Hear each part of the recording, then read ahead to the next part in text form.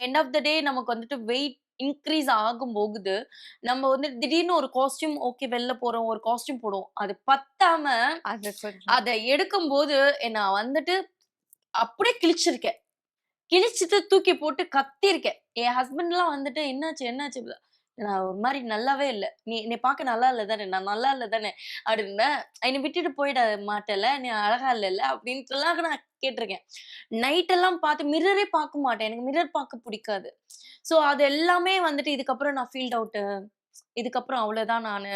So என்னோட life அவ்வளோதான் அப்படின்னு. இல்ல எனக்கு வந்துட்டு ஜிம்க்கு போக வச்சதே என் ஹஸ்பண்ட்.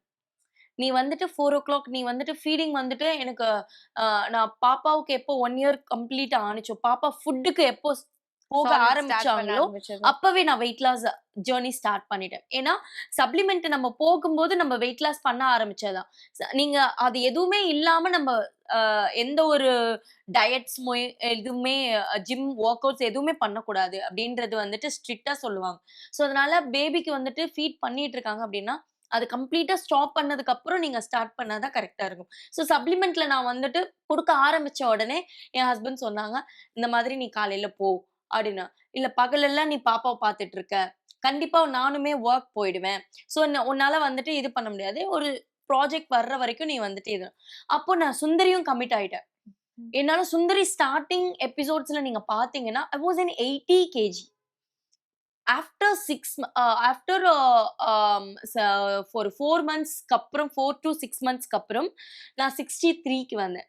ஸோ எனக்கு அந்த சீரியல்லயே நான் டிராஸ்டிக் சேஞ்ச் வந்துட்டு நான் காமிச்சேன். அப்பயே வந்துட்டு சொன்னாங்க, "இந்த அளவுக்கு சேஞ்ச் வந்துட்டு இருக்கு" அப்படின்னு சொல்லிட்டு. ஸோ அது பண்ணுனதுனால தான் எனக்கு வந்துட்டு அம் கான்ஃபிடென்ட் லெவல் வந்தது.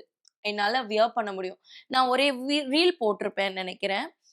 ஒரே காஸ்டியூம் பிஃபோர் வொர்க் அவுட் அப்ப நான் வியர் பண்ண காஸ்டியூம் எனக்கு பத்தல. ஆஃப்டர் வொர்க் அவுட்க்கு அப்புறம் ஐ வியர்ட் தட் சேம் காஸ்டியூம். அப்போ அந்த மொமெண்ட்டோட ஹாப்பினஸ என்னால வேர்ட்ஸ்லயே சொல்ல முடியாது. அந்த மாரி ஒரு ஹாப்பினஸ். என்னன்னா, பேக் டூ த ஃபார்ம். நம்ப வந்துட்டு திரும்பி நம்ம எழந்த இத வந்துட்டு திருப்பி கிடைச்சிருச்சு அப்டின்ற கண்டிப்பா. ஒரு இது. இதுக்கப்புறம் நம்பளோட ஏரியா வேற யாராலயும் தடுக்க முடியாது அப்டின்ற மாரி தான் இருந்தது. ஸோ அது வந்துட்டு வேற லெவல் எக்ஸ்பீரியன்ஸ். அதுக்கு வந்துட்டு ஒரு பேஷன்ஸ் வேணும். கண் அவ்வளோதான். கண்டிப்பா, கண்டிப்பா.